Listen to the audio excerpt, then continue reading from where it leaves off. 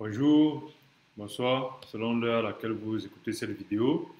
Bienvenue une fois de plus sur notre chaîne Simama, le Dieu des dieux. Bienvenue sur cette série que nous abordons depuis quelques temps sur les blessures de l'âme. Parce qu'en réalité, après être né de nouveau, après avoir vécu une vie chrétienne pleine, après être né dans un environnement, dans une société qui nous a créé des blessures, des torts, qui nous a façonnés d'une certaine manière, il y a un combat qui est souvent un combat en bac office. C'est un combat pernicieux, c'est un combat très subtil qu'on ne se rend pas compte entre notre âme qui a été manipulée, moulée par la société, par l'éducation, par l'environnement, par la culture et le monde de Dieu. Alors, le plus grand problème dorénavant, ce n'est plus en réalité ce que Dieu dit soit vrai ou pas. Le plus grand problème n'est pas notre volonté de suivre Dieu ou pas, c'est l'impact des blessures de notre âme sur notre vie chrétienne. C'est ça qui crée des chrétiens frustrés, c'est ça qui crée des chrétiens incapables de donner des solutions pratiques. C'est ça qui crée des chrétiens verbeux, des chrétiens qui, face à un problème, vont te balancer 15 000 versets sans se poser la question, est-ce que ces versets-là, à la fin, est la solution au problème qui est en face de moi? Ce sont des chrétiens qui vont être très aptes à juger, savoir qui a tort, qui a raison, qui a bien fait, qui a mal fait, qui aurait dû faire comme Pierre, qui aurait dû faire comme Judas, qui aurait dû faire comme Jésus, qui aurait dû faire comme Élie. Mais à la fin, chacun va repartir avec le même problème. Et c'est ça qui fait qu'aujourd'hui, on se rend compte que nous qui sommes des roi sacrificateur, comme le dit Apocalypse 5, nous devenons, lorsqu'on ne maîtrise pas les blessures de nos âmes, lorsqu'on ne travaille pas sur ces blessures-là, nous devenons des tonneaux vides. Et dans les précédentes séries, nous avons en réalité vu que l'âme n'est qu'une partie faisant de... l'âme n'est qu'une partie d'un tout, qui est le corps avec sa spécificité, le corps qui est le siège de la paix, de l'interaction entre l'âme et l'environnement. Si je bouge ma main, c'est parce que mon âme a dit à mon corps de bouger la main. Et lorsque je bouge la main, je peux toucher et je peux toucher quelque chose et je peux me rendre compte que oui, j'interagis avec l'environnement qui est autour de moi. Et on a vu que l'esprit était la partie de Dieu qui est en nous. Et cette partie-là n'est pas facilement perceptible. Ce n'est qu'à travers la méditation, lorsqu'on grandit spirituellement, qu'on peut interagir avec son esprit et que l'esprit peut nous parler, on écoute. Et aujourd'hui, nous avons dans les éléments précédents vu aussi qu'il y a des jointures entre ces trois éléments-là qu'on appelle par exemple le cœur. Le cœur, en fait, c'est dans la tête. Le cœur, ce n'est pas ce qu'on a dans la poitrine. C'est pour ça qu'on dit mon cœur est dans la tristesse. Ce n'est pas en réalité que si on change l'organe, je serai plus triste. Non, c'est là, dans la tête. Donc, ce sont des éléments encore de l'âme et du corps. On a vu que les pensées, les émotions, ce sont des éléments. Et c'est pourquoi il est important de savoir gérer ces éléments-là. Parce que lorsqu'on ne sait pas les gérer, on peut bavarder sur tout ce que Dieu a dit, sur tout ce que la parole de Dieu a dit, mais on arrive toujours à être limité parce qu'on ne sait pas gérer ses pensées, on ne sait pas gérer ses émotions. Et c'est extrêmement difficile que des gens, sous les apparences d'une piété externe, ne viennent pas prétendre qu'ils ont maîtrisé leurs émotions, qu'ils ont maîtrisé leurs pensées, qu'ils ont maîtrisé. Non, c'est vrai, ne vous habituez pas, ne nous habituons pas aux sacrificateurs, aux sacrificateurs lévitiques dont Jésus parlait dans Matthieu 23, où ils s'habillent de très larges phylactères, des habits très blancs, ils sont très bien, ils parlent bien, ils sont spirituels, à moins de choses. Jésus, Amen, Amen, Amen. Ils sortent les versets à tout bout de champ. Ils savent juger qui est mauvais, qui est bien, qui suit la doctrine, qui ne suit pas la doctrine. Mais que ces gens-là ne nous trompent pas, parce que ces gens-là sont souvent plus dangereux, parce que n'ayant pas perçu l'impact des blessures de leurs âmes, n'ayant pas perçu l'impact de leurs émotions, de leurs pensées, ils se camouflent dans les choses de Dieu en attendant le jour où, face à la difficulté, ils vont tomber et se rendre compte qu'ils sont pires que les autres. Et dans ce cas, il est important donc de savoir gérer les émotions, les pensées, notre cœur de façon pratique, pas seulement de façon verbeuse. Et aujourd'hui, nous allons voir un aspect, et l'aspect d'aujourd'hui, nous allons en réalité nous appesantir sur l'âme irrégénérable. Parce qu'en réalité, il est important de comprendre que de nous, il y a ce qu'on peut changer, ce qu'on ne peut pas changer. Et plus on comprend ça tôt, plus on peut donc savoir comment vivre. Lorsque tu vis avec ta personne, il y a ce que tu peux faire changer à la personne, il y a ce que tu ne peux pas faire changer. Et lorsque tu ne comprends pas ça tôt, tu vas passer des années à vouloir changer quelqu'un qui ne peut pas changer. Alors que tu aurais pu, juste en comprenant, telle chose il peut changer, telle chose il ne peut pas changer, alors tu aurais pu changer ta manière de vivre pour continuer à vivre de façon à avoir du bonheur avec cette personne-là. Ça veut dire que notre âme, notre esprit, notre corps, il est important de savoir comment ces éléments-là fonctionnent et ce qu'on peut changer, ce qu'on ne peut pas changer de ces trois-là. Et nous allons voir plutôt, nous allons voir encore plus profondément, justement au niveau de l'âme, l'irrégénérabilité de l'âme. Donc voilà justement cette troisième partie, la particularité que nous allons aborder sur ce sous-thème. Et avant d'avancer, n'oubliez pas, moi c'est Hervé Siou, n'oubliez pas de vous abonner si cette vidéo vous bénit, si nos vidéos, si nos contenus produits ici vous bénissent. Ces contenus-là, ce ne sont pas des éléments de religieux, de religiosité. Les contenus que nous produisons ont une spécificité, ça traite des sujets qu'on refuse de traiter. Ça traite des sujets aussi que lorsqu'on traite, on les traite de façon religieuse. Ça veut dire quoi? Ça veut dire, nous traitons ici des sujets qui souvent sont tabous dans le corps de Christ ou en tant qu'Africain ou en tant que chrétien. Nous traitons aussi des sujets qui, lorsqu'ils sont traités de façon dogmatique et de façon conventionnelle.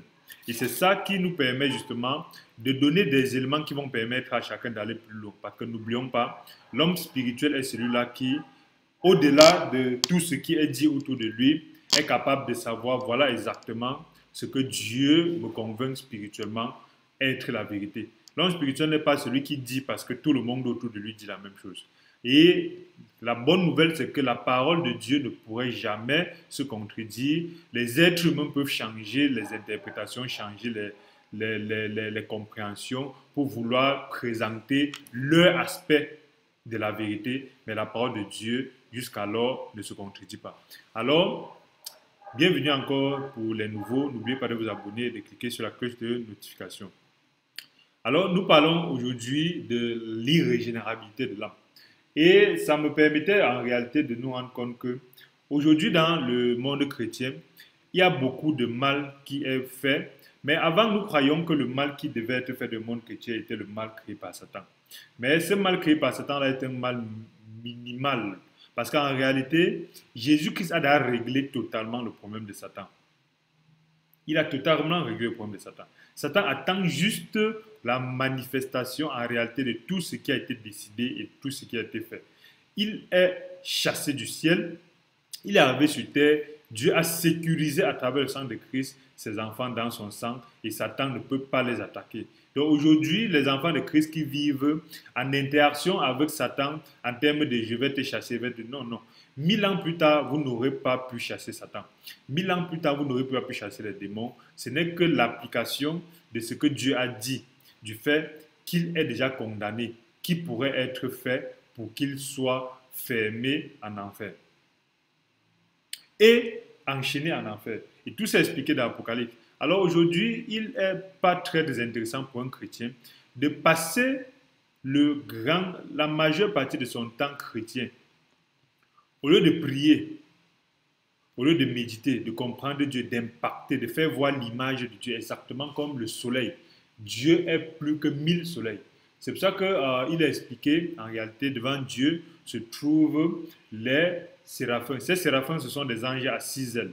Et les 2 premiers ailes des séraphins servent à couvrir leurs yeux. Pourquoi? Parce que Dieu brille tellement qu'ils ne peuvent pas le regarder en face. Les 2 premiers ailes permettent de couvrir leurs yeux. Les 2 secondes ailes permettent de voler. Et les 2 derniers paires d'ailes permettent en fait de couvrir leur nudité pour en fait se rendre compte que quelle que soit leur puissance en tant que séraphins, face à Dieu, ils sont totalement inutiles. C'est pourquoi le prophète Isaïe, lorsqu'il arrive devant Dieu, dans Isaïe, je pense 7 ou 8, en réalité, la seule chose qui ressort de cette visite, c'est son péché. Et Isaïe lui-même témoigne que je suis un homme menteur. J'ai une bouche qui manque beaucoup. Et c'est pourquoi un ange va prendre une braise sur l'autel qui a au ciel, l'autel de notre sacrificature de Melchisedec, et mettre sur sa bouche et purifier justement ce mal-là. Parce que lorsqu'on s'approche de Dieu en réalité, les démons ne sont plus importants. Satan n'est plus important. Toutes les considérations des biens de la terre sont plus importantes. Ce qui importe lorsqu'on s'approche de Dieu, c'est de voir notre incapacité, notre imperfection, notre inutilité. Donc, en réalité, notre vie quotidienne, c'est important de se concentrer. Je suis malade, je n'arrive pas à manger, mes enfants ont fait ci, je veux des maisons, je veux voyager, je veux un travail, je veux me marier. C'est très important ces éléments-là. Et lorsqu'on aura ça, on ne serait pas heureux. Je suis guéri, je veux autre chose. J'ai la maison, je veux plutôt notre maison. Je suis marié, la femme m'énerve. Je suis marié, le mari m'énerve. Je voulais l'enfant, j'ai l'enfant, il pleure beaucoup. J'ai l'enfant, il faut s'en occuper, ainsi de suite. Et ces considérations-là, donc justement, ce sont des pertes de temps. Parce qu'en réalité, lorsqu'on s'approche devant Dieu, même s'il nous donne tous les parfaits mariages, toutes les maisons possibles, ainsi de suite, ça ne retire rien au fait que lorsqu'on s'approche de Dieu, tout cela n'a plus d'importance. Alors c'est important de rentrer aux blessures de l'âme pour ne pas trop donner la valeur à Satan au moment où c'est plutôt les blessures de notre âme qui sont en train de nous détruire. Donc je parle de ça, pourquoi? Parce qu'en réalité, souvent, au lieu de travailler sur notre âme qui est en train de saigner, sur la blessure ouverte, sur les mouches qui sont en train de venir étouffer notre blessure de l'âme, sur la saignée qui ne fait que nous faire perdre notre sens spirituel. C'est pour ça que souvent on se sent vidé. Parce que notre âme coule, le sang spirituel coule à travers les blessures de notre âme. Au lieu de s'intéresser à ça, de combler, de travailler dessus, beaucoup d'enfants de Dieu s'intéressent plutôt aux démons, à Satan, à l'ennemi. Non, les blessures de l'âme créent des mauvais mariages. Il faut s'intéresser à ces blessures-là pour corriger. Sinon, on aura 1000 mariages, on va accuser Satan 1000 fois, alors que la même blessure a fait chasser 1000 femmes ou 1000 hommes. Les blessures de l'âme créent des mauvaises éducations. On transmet les mauvaises mentalités, les mauvaises pensées aux gens autour de nous, aux enfants, en prétextant que non, c'est Satan qu'on a fait comme. Non, ce n'est pas Satan qui transmet ça, c'est nos blessures de l'âme.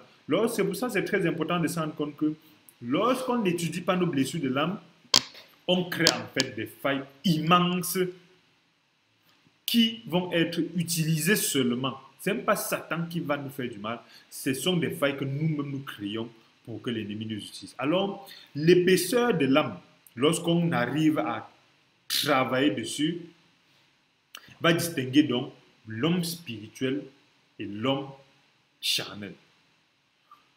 L'homme spirituel a la même chair, l'homme charnel a la même chair. L'homme spirituel ne manque pas plus que l'autre. L'homme charnel ne manque pas plus que l'autre. L'homme spirituel peut aussi prendre l'arme, tirer, tuer des gens. L'homme charnel peut aussi prendre l'arme, tirer, tuer des gens. L'homme spirituel peut utiliser un verset pour parler de la Bible. L'homme charnel peut utiliser le même verset pour parler de la Bible. La différence entre l'homme spirituel et l'homme charnel, c'est en réalité au niveau de l'âme. Ça veut dire quoi? L'homme spirituel, c'est celui-là qui a résolu les blessures de son âme. C'est celui-là qui a compris l'impact de son âme. C'est celui-là qui a maîtrisé les fonctionnements de son âme, à terme de son cœur, de ses émotions, de ses pensées, de ses sentiments. Et lorsqu'il maîtrise cela, il devient une personne déjà anormale pour l'homme charnel. C'est pourquoi le signe des personnes spirituelles, c'est qu'ils sont anormales pour les hommes charnels. Autant que le signe des personnes intelligentes, c'est qu'elles sont anormales pour les bêtes ou pour les gens qui ont un quotient intellectuel mineur. C'est-à-dire, on va dire, il est toujours bizarre, il est toujours comme ça, il est toujours particulier. C'est justement des gens bêtes qui pensent ça, des gens qui ne sont pas comme eux, qui pensent 10 fois plus que eux. C'est pour ça qu'ils vont arriver au moment de dire, tu montres que tu connais trop. Autour de vous, vous avez toujours vu ces gens-là. Observez bien que quelqu'un d'intelligent ne dirait jamais que tu montres que tu connais trop. Observez bien ça. Observez justement que Quelqu'un d'intelligent ne dirait jamais que tu montres que tu es trop spirituel. Ce sont des charnels qui font ça. Quelqu'un d'intelligent ne dirait jamais que tu creuses trop la Bible. Ce sont toujours les bêtes qui disent ça. Quelqu'un de spirituel et d'intelligent ne dirait jamais tu fouilles trop les choses de Dieu. C'est toujours les gens qui veulent s'arranger à rester au minimum. Et c'est dans ce sens que ce sont des blessures de l'âme en fait qui permettent justement aux gens d'être paresseux et de ne pas aller plus en profondeur. Et ce sont ces mêmes blessures de l'âme qui leur permettent de détruire et de combattre ceux qui ont refusé d'être paresseux et ceux qui ont refusé de rester au niveau des généralités spirituelles. Alors c'est très important de comprendre que on peut te détester, mais c'est à toi de comprendre pourquoi on te déteste et comment te comporter face à cette détestation-là. Tu n'as pas à t'inquiéter que pourquoi on me dit tout, que je parle plus profondément ici dessus. Non. Parce que plus tu es illuminé, plus les gens qui sont dans les ténèbres vont s'éloigner de toi et vont te détester. C'est pourquoi il y a toujours des gens dans l'église qui n'aiment pas ceux qui peuvent méditer plus profondément que le niveau où ils sont restés. Ça, ce sont des blessures de l'âme. Et Jésus-Christ a clairement dit. Lui-même, le Maître, le Seigneur, le Roi des Rois, a été traité d'illuminé par les gens qui étaient censés, en réalité, voir en lui le Fils de Dieu. Ils étaient censés, après avoir lu autant la parole de Dieu, confirmer qu'effectivement, voilà Dieu qui est venu au milieu de nous. Immanuel. Immanuel est au milieu de nous, Dieu avec nous. Mais ils ont dit, c'est Jésus, le fils de Joseph. Nous connaissons son père et ses frères. Tu creuses trop. Et ce n'est pas Satan qui a fait ça. Ce sont les blessures de l'âme des sacrificateurs, des pharisiens, qui, malgré le fait qu'ils dormaient dans la parole de Dieu, n'ont pas pu en réalité se défaire des blessures de l'âme qui permettaient en réalité que, à travers leur méditation, leur lecture, ils soient plutôt en train de chercher les choses de Dieu pour dominer les autres. Ils ne cherchaient pas les choses de Dieu pour être spirituels parce que lorsqu'ils cherchaient les choses pour être spirituels, quand ils devaient voir le roi des rois, ils devaient directement, spirituellement, le reconnaître et se connecter à lui. De même aussi, aujourd'hui, nous devons comprendre que lorsque nous restons justement au niveau charnel, parce que le premier niveau charnel, c'est de fonctionner selon les désirs basiques de la chair. C'est ce premier niveau-là qui est à 90% enseigné et combattu par les religieux et dans les domaines ecclésiastiques. On combat la chair carnelle, charnelle. C'est ça qu'on combat. Mais ils ne combattent pas la chair qui est l'âme. Parce que qu'est-ce que le Christ dit dans Matthieu 7, Marc 7. Marc 7, le Christ définit en réalité la matrice qui produit tout ce qui a de mal qui vient de la chair. Et dans ce sens-là, il rappelle en fait.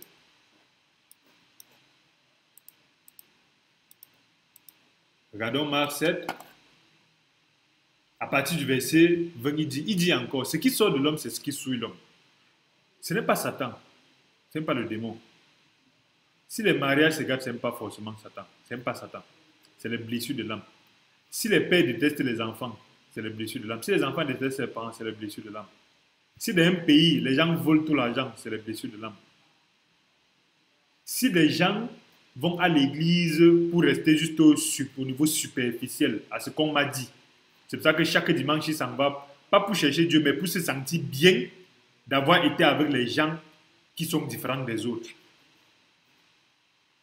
Il part pour s'habituer. C'est pour ça que même si je suis quelqu'un de spirituel, mais qui ne cadre pas avec son église ou ce qu'il dit, il ne peut pas suivre en fait.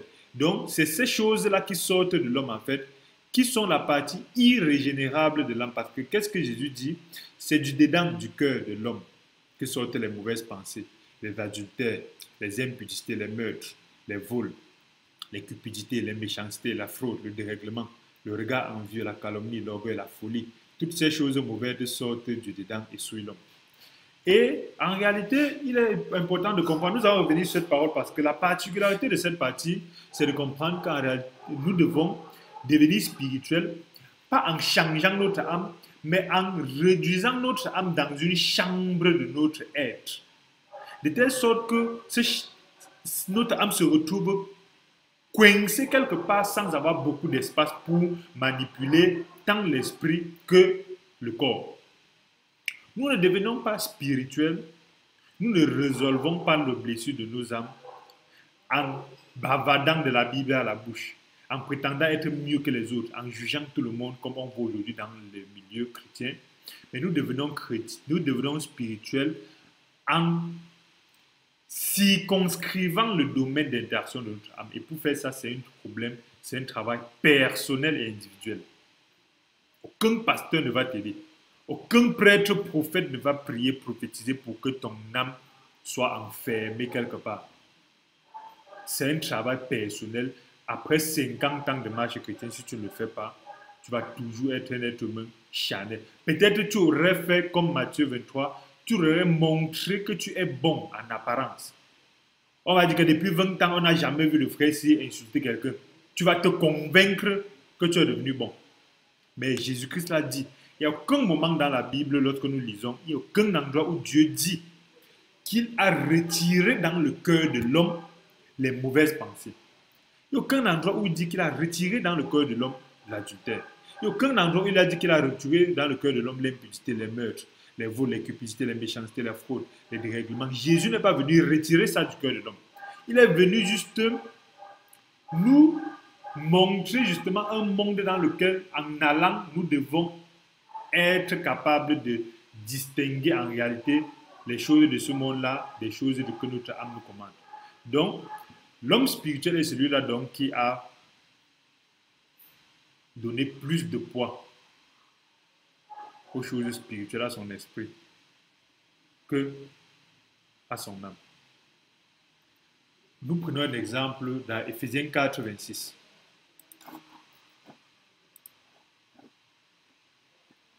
Éphésiens 4, le verset 26, il est écrit: si vous vous mettez en colère, ne péchez point, que le soleil ne se couche point sur votre colère.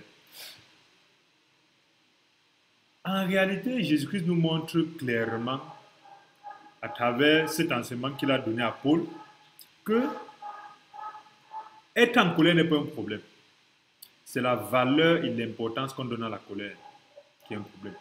L'homme spirituel est celui-là qui est en colère. Méfiez-vous des bonbons chrétiens qui vous présentent aujourd'hui une face. Ils ne mentent pas, ils ne volent pas, ils ne se mettent pas en colère, ils ne font pas ça en disant que c'est l'esprit qui les a régénérés. Non. C'est juste qu'ils se sont convaincus d'être tellement autres personnes qui sont dans leur délit, ils y croient. Et dans ce sens-là, on peut se rendre compte que pour régler déjà les blessures de notre âme, il faut les laisser sortir. Parce que si tu ne découvres pas la maladie, tu ne peux pas la guérir. Il ne faut pas tuer la colère. Il faut laisser la colère sortir, mais il faut mettre la colère où elle doit être. Qu'elle ne sorte pas qu'elle ne déborde pas d'où elle doit être. C'est très important. Lorsque quelque chose te met en colère, tu exprimes, il faudra à travers ça ne pas utiliser ça pour aller faire beaucoup d'autres choses. Il dit que le soleil ne se lève pas, ça veut dire qu'il donne le maximum un jour à la colère. Mais aujourd'hui, on se rend compte que des chrétiens en apparence, 2 jours plus tard, 3 jours plus tard, 4 jours plus tard, 5 ans plus tard, 10 ans plus tard, sont toujours en train de ruminer les colères d'hier. Et c'est quelque chose d'extrêmement difficile. Ce n'est pas la prière qui va détruire ça. Ce n'est pas la méditation qui va détruire ça. C'est justement le fait de se rendre compte. Déjà. De profondément décrire en réalité quels sont les problèmes de notre âme et d'aller devant Dieu avec. Et surtout d'abandonner nous-mêmes cela. Et ce n'est pas un pasteur, un prêtre ou une religion qui va nous faire faire ça. Il est important de comprendre que l'âme doit être circonscrite. Parce que si nous débordons un jour de colère, le deuxième jour, Satan va utiliser ça pour te rappeler 15 000 autres choses. Satan va utiliser ça pour te rappeler que telle personne qui t'a mis en colère, là, il y a aussi telle autre chose que tu avais même oublié. En fait, c'est Satan qui va faire et il va détruire justement la relation que tu peux avoir avec cette personne-là. Ce n'est pas en réalité que tu es devenu charnel, c'est juste que l'homme spirituel qui devait laisser la colère hier est allé aujourd'hui plus que ce qu'il ne devrait. Et c'est quelque chose que c'est extrêmement vulgaire. Ça peut être la colère, ça peut être autre chose. L'âme en réalité que nous avons est gérée par des gouverneurs. L'âme est comme un pays divisé en régions, géré par des gouverneurs. Il y a le gouverneur de la colère. Il y a le gouverneur dans ton âme qui gère tout ce qui est lié à la colère. Si tu ne comprends pas le gouverneur là, tu ne prends pas son carburant. Parce que la Bible dit, lorsqu'on retire le bois, le feu s'éteint. Si tu ne retires pas le bois de ce gouverneur-là, tu vas dormir à l'église, dormir dans les méditations, dormir chez les prêtres exorcistes, dormir chez les bonbons pasteurs, les dadis pasteurs. Mais ce gouverneur-là va rester. Et ce gouverneur-là n'est pas un démon. Ce gouverneur-là n'est pas une principauté. Ce gouverneur-là, en réalité, c'est juste une personne morale qui gère certains pans de ton âme. Chacun a certains gouverneurs. Nous devons nous-mêmes décrire et définir les gouverneurs de notre âme. Le gouverneur de la colère, le gouverneur de la peur, le gouverneur de la paresse, le gouverneur de l'orgueil. Ce n'est pas des gens qui vont venir les déraciner. On peut prier pour toi n'importe comment, mais ça ne va pas retirer ton orgueil. C'est à toi de déraciner ton gouverneur. Le gouverneur du complexe de supériorité et le complexe d'infériorité. Parce que l'idée, c'est quoi? C'est que c'est naturel de penser être supérieur. Il ne faut pas s'en excuser. Il ne faut pas demander pardon parce que tu as pensé que tu dépasses quelqu'un. Mais il faut juste savoir sous quel prisme je le dépasse. Et je le dépasse parce que je prends cette force de qui? Et je le dépasse pourquoi? Est-ce que je le dépasse pour le dominer ou pour le tirer pour qu'il soit comme moi? Voilà des éléments qui vont distinguer l'homme charnel et l'homme spirituel. L'homme spirituel ne s'excuse pas de dépasser les autres. Mais il porte plutôt la responsabilité de comme je dépasse les autres. Ça peut être un don de Dieu. Ça peut être que j'ai souffert pour apprendre ces choses-là. Ça peut être une grâce. Mais comme je les dépasse, je ne dois pas utiliser ça pour les manipuler, pour les tourner, pour les... Non, je dois utiliser ça pour les tirer à un escalier un peu supérieur que d'où ils sont. Je dépasse les autres pour les amener encore plus vers Dieu. C'est ça.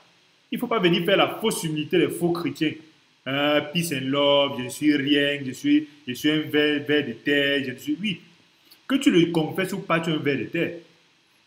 Que tu parles avec ta bouche ou pas, tu n'es rien. Donc, on n'a pas besoin de faire une sorte de semblant d'humilité. Tu les vois souvent, ils justifient même dans leur paresse. En disant que non, on ne doit pas montrer qu'on est plus que les autres, qu'on lit plus la Bible que les autres, qu'on prie plus qu'on médite plus que les autres. Non, une fausse humilité ainsi. Alors que dans leur cœur, ils savent que je suis plus que tel frère, telle soeur. Dans mon église, on n'est plus que les églises d'autres. Nous sommes plus spirituels que les catholiques. Nous sommes plus spirituels que les protestants. Nous sommes plus spirituels, par exemple, faire l'église des maisons. Oui, c'est vrai. Mais le plus important, c'est de dire, certes, peut-être je fonctionne selon le modèle. Le modèle de l'église, c'est l'église des maisons, oui. Mais comment, à travers ça, je peux donner la bénédiction à un frère catholique qui est sous le clergé? Ce n'est pas que comme je suis comme je suis plus, ils sont les perdus, ils sont les trucs. Non. Ça, ce sont des choses charnelles qui sont en réalité dans le monde des hommes de Dieu, des chrétiens, gérés par des gouverneurs. Donc, en réalité, L'âme ne change pas. L'âme est irrégénérée. Lorsque Jésus est mort de nouveau, c'est notre esprit qui est né de nouveau. La chair n'est pas née de nouveau, l'âme n'est pas née de nouveau et l'âme ne va jamais changer.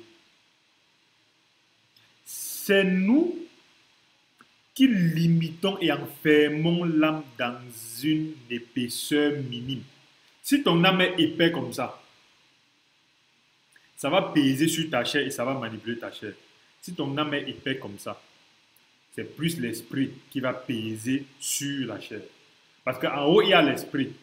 Au milieu, il y a l'âme. En bas, il y a le corps. Si l'esprit pèse 100 kilos, l'âme pèse 200 grammes, l'esprit va impacter rapidement sur la chair. Mais si l'âme pèse 100 kilos, l'esprit pèse 200 grammes, c'est l'âme qui va impacter sur la chair. Et c'est pour ça qu'il est important de ne pas faire semblant. D'être des chrétiens qui montrent qu'ils sont devenus bons. Non. Montrons que nous sommes des chrétiens qui avons vaincu les gouverneurs de notre âme, qui avons comblé certaines de nos blessures. Chaque jour, nous devons témoigner de comment, par la grâce de Dieu, nous surmontons les blessures de notre âme. Parce qu'en réalité, si nous ne faisons pas ça, nous allons continuellement, malheureusement, être en train de prêcher un autre évangile. Parce qu'il y a beaucoup d'évangiles dehors. C'est vrai, les gens pensent que quand on parle de beaucoup d'évangiles dehors, c'est l'évangile juste de dire que ceux qui ne prêchent pas le salut, ceux qui prêchent le salut, non. Il y a l'évangile des gens qui sont gérés par les gouverneurs de leur âme, qui vont dans la Bible pour chercher ce qu'ils vont essayer d'imposer aux autres par rapport aux blessures qu'ils ont eues dans leur vie. C'est ça, il y a quelqu'un qui coud les chaussures, quand il va lire dans la Bible, il va voir tout comme les chaussures. Quelqu'un qui utilise le marteau va voir tout comme les clous. Et quelqu'un qui vit avec la paix de Christ va être capable exactement de transmettre cette paix-là pour que les uns et les autres puissent ouvrir les yeux sur les blessures de leur âme. Donc, en réalité, il est important, si nous voulons nous résumer, de comprendre que l'âme ne se régénère pas, l'âme ne change pas. Les gens qui disent qu'ils ont régénéré leur âme, ils ont changé leur âme, c'est ceux qui ont tellement fait semblant, tellement vécu dans l'hypocrisie, qu'ils sont convaincus, en fait, qu'ils sont devenus une autre personne. Il est important de comprendre que la chair qui est dans l'âme, cette chair-là, ce n'est pas de cette chair-ci. La chair dont Jésus parlait dans Matthieu 7, en réalité, cette chair-là, qui en réalité est une chair intouchable, immatérielle, cette chair-là est celle qui crée tellement de dégâts dans le monde chrétien aujourd'hui. Parce que les chrétiens ne travaillent plus sur les blessures de leur âme et sur comment surmonter les blessures de l'âme, mais les chrétiens travaillent sur comment montrer en fait qu'ils sont mieux que les autres. Ne soyons pas ce type de personnes. Essayons chaque jour de témoigner comment en surmontant une blessure de l'âme, comment nous avons surmonté une blessure de l'âme et transmettre aux autres comment ils peuvent aussi surmonter cela. J'ai témoigné à des jeunes comment j'ai fait pour surmonter la masturbation. Ce n'est pas en faisant semblant que je ne me masturbais pas, non. C'est justement, je leur montrais en réalité comment en fait j'ai fait pour surmonter ça. Parce que ce n'est pas en leur disant, ils savent que ce n'est pas bien. Ils savent que ce n'est pas bien. Tout le monde sait que ce n'est pas bien. Mais l'idée aujourd'hui n'est pas d'être un chrétien qui vont balancer 15 000 versets sur l'impudicité, sur ceci, cela, mais de dire, voilà comment moi j'ai fait pour surmonter cela. C'est un témoignage. Peut-être une autre personne en témoignant aussi comment elle a fait pour surmonter, ça peut encore mieux relever le frère qui est dans ce problème-là. Nous pouvons témoigner comment nous avons fait pour surmonter la colère. Comment qui sont les blessures de l'âme ayant des gouverneurs. Et ces gouverneurs-là, quand ils maintiennent leur département, c'est par là qu'entre l'ennemi. Parce que l'ennemi peut te permettre de tuer quelqu'un à travers la colère. L'ennemi peut te permettre de fuir l'église, fuir la prière à travers la masturbation. L'ennemi peut te permettre de fuir Dieu en termes de tu ne t'approches plus de lui à travers l'alcool par exemple. L'ennemi peut te permettre de fuir Dieu à travers le mensonge. Et c'est aujourd'hui, on est dans le monde de Dieu, mais nous avons vraiment un christianisme qui est un évangile totalement différent de celui de Jésus-Christ. Nous avons l'évangile de l'accusation, l'évangile de je suis mieux que les autres, l'évangile de comme tu n'es pas comme moi, tu vas aller en enfer. L'évangile de c'est le démon qui est le sujet, qui a fait. Vous voyez des femmes insoumises, méchantes, mauvaises, hypocrites, qui ne savent pas comment prendre soin de la maison, comme le dit la Bible, mais qui pensent quand même que c'est le démon qui est en train de gâter son mariage. Nous avons des hommes qui n'ont pas appris à être hommes, qui n'ont pas appris à supporter je ne sais pas si on peut dire la mauvaise foi des femmes. Parce qu'elles sont très mauvaises, ces dames-là. Mais ce sont nous, mais on les aime comme ça. Mauvaises dans quel sens? Ce n'est pas le sens de dire elles sont mauvaises, nous on est bons. Non, nous sommes tous des mauvais. Mais elles sont invivables. Voilà, peut-être c'est ça le mot. Si quelqu'un peut regarder sa mère et penser que sa mère n'est pas invivable, ça veut dire qu'à un moment donné, c'est un enfant hypocrite. Mais l'invivabilité de notre mère ne retire rien sur le fait qu'on l'aime à 1000%. Qu'une mère se méfie de cet enfant-là qui lui dit que maman, tu es bonne en tout. Parce que même dans ce que tu as voulu faire de bien, tu peux t'être trompé.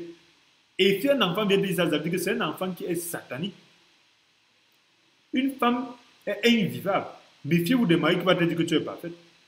Un mari invivable. Méfiez-vous des femmes qui vont vous dire que tu es parfaite. Donc, en réalité, l'homme spirituel, c'est juste l'homme qui est capable de savoir, oui, cette invivabilité-là est circonscrite comme ceci. Moi-même, voilà mes erreurs, mes fautes. Voilà comment je fais pour les surmonter, mais voilà comment je fais pour déceler en réalité les blessures de mon âme, celles qui ne sont pas des choses qui sont forcément attribuées au démon. Alors, tant que nous ne faisons pas ça, nous allons toujours continuellement être en train de faire le mauvais combat, être en train de prêcher notre évangile. Parce que, en réalité, on nous a fait croire que le faux évangile, c'est ceux qui ne prêchent pas le salut. Le faux évangile, c'est ceux qui prêchent le salut en ayant ajouté des petites choses très logiques et des petites choses très bibliques, entre guillemets. Parce que la division qu'on a aujourd'hui dans l'Église, au point où des gens disent que c'est Dieu qui a dit que l'Église doit être divisée. Voilà Satan qui est tapis dans l'Église en train de justifier la division. Vous voyez des gens qui fonctionnent selon le modèle, des gens qui ont reçu le salut, des gens nés de nouveau qui justifient le fait que le corps de Christ doit être divisé. Mais ils ne se rendent pas compte que voilà mon corps, pourquoi il ne justifie pas que son corps doit être aussi divisé? Pourquoi ces gens utilisés par Satan, ces frères précieux utilisés par Satan, ne justifient pas que son corps doit être déposé là-bas en bas aussi? Puisque nous sommes le corps de Christ. Il ne justifie pas que sa main doit aussi être définie, déposée ailleurs, son pied déposé ailleurs. Pourquoi ils pensent que c'est le corps de Christ seulement qui doit être divisé? Ils disent que c'est biblique. Ça sont des blessures de l'âme. L'âme peut être des complexes de supériorité, surtout quand ils spiritualisent, ils font semblant d'être pieux. Mais ils ont un complexe de supériorité. C'est pour ça que je connais des gens qui dirigent des congrégations, ils dirigent des réunions. Mais on ne peut pas dire autre chose que ce qu'ils disent. Mais ils disent quand même que tout le monde a le même niveau.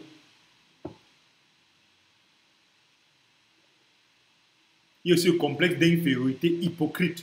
Quelqu'un qui fait semblant comme s'il est toujours en bas, toujours rien.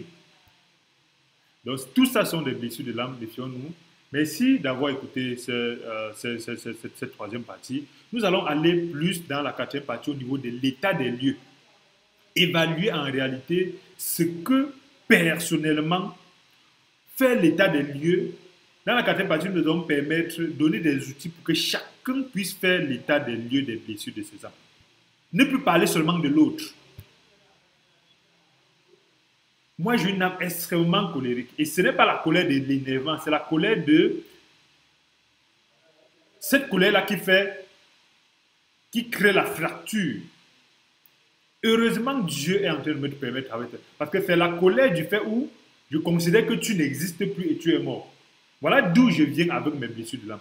Voilà une blessure de l'âme avec laquelle j'ai grandi. Pourquoi? Parce que n'ayant pas grandi à mes parents, parce que justement, J'introduis ici l'état des lieux parce que l'idée n'est pas d'enseigner les autres, de parler des autres, d'exhorter des choses virtuelles. C'est de parler des choses pratiques et concrètes. Et nous sommes en réalité sur les réseaux sociaux. Il est important de comprendre comment Dieu peut avoir permis à quelqu'un de quitter du fond vers le haut. Moi, particulièrement, je n'ai pas encore atteint le niveau où je dois atteindre, mais je sais quand même d'où je viens. Et méfiez-vous, première chose, pour réduire les blessures de l'âme, méfiez-vous de comment vous éduquez vos enfants. On va bien parler ça dans l'état des lieux.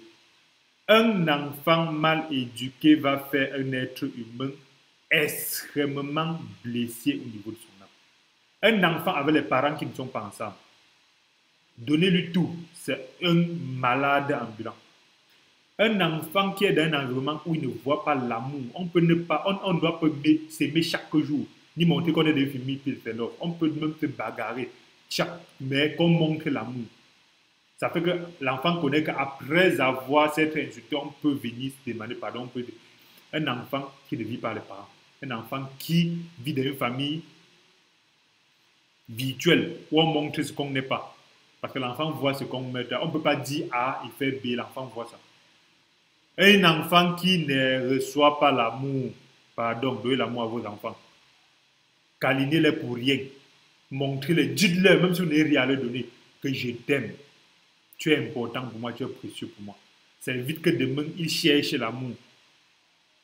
Parce que l'amour qu'on n'obtient pas quand on est petit, on le cherche quand on est grand. Parce que il y a un kilométrage d'amour qu'on a besoin, que tout être humain a besoin. Soit on accélère ça quand on est petit et on diminue quand on est grand, soit on n'a rien quand on est grand, on va grandir, on va accélérer. Ces éléments-là vont nous permettre de faire les états des lieux. Les états des lieux aussi du vrai christianisme.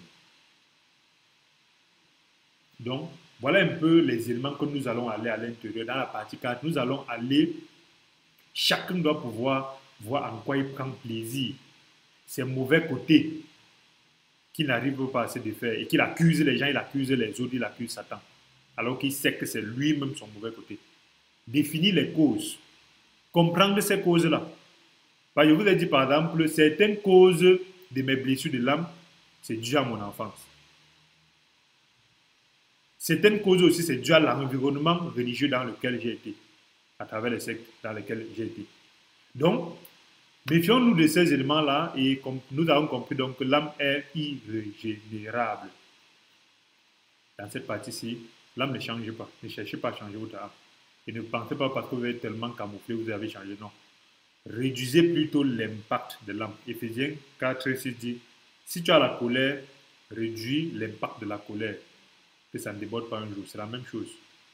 Coupe une bière, mais ne coupe pas tout un casier. Si tu as la soif de boire, cette soif-là, c'est ça qu'il faut régler. Le problème n'est pas la bière que tu as bu. Ainsi de suite, ainsi de suite, ainsi de suite.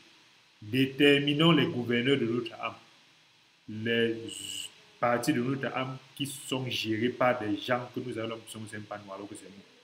Merci d'avoir écouté. Merci d'avoir suivi jusqu'ici. Si cette vidéo vous a béni, n'oubliez pas de vous abonner et de cliquer sur la cloche de notification. À bientôt sur la 4e partie et méditons, prions et donnons la place à l'esprit. Merci et à bientôt.